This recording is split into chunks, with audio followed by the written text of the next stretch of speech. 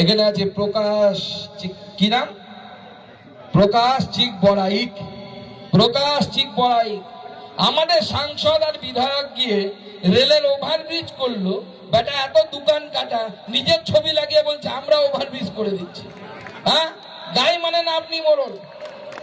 আমাদের সাংসদ আর বিধায়ক রেলমন্ত্রীর কাছে গেল, আমি নিজে রেলমন্ত্রীর সাথে কথা বলেছিলাম এদের ব্যাপার নিয়ে, আর সে বেটা বলছে না ও নাকি করে নিয়েছে।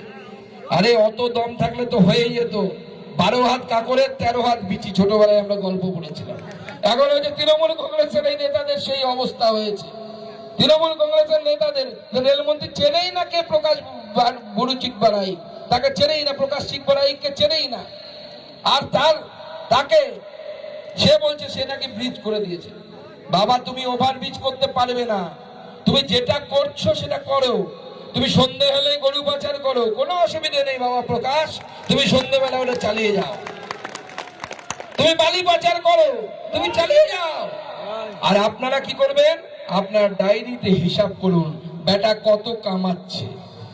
যত কামাবে তার 10 গুণ পেটে পাড়া দিয়ে বের করে জনগণের মধ্যে আমরা ডিস্ট্রিবিউট করে দেব, জনগণকে দেব। সেই জন্য এদের রাখা যাবে না।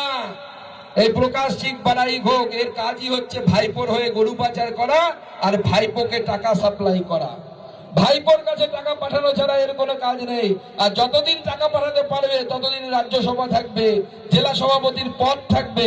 তৃণমূল কংগ্রেস মানে বিক্রি করা, তৃণমূল কংগ্রেস মানে রাজ্যকে শেষ করে দেয়া, নদী বেচে দেয়া। তাই এই তৃণমূল কংগ্রেসকে হটানোর জন্য এবার আমাদের প্রতিজ্ঞাবদ্ধ হতে হবে।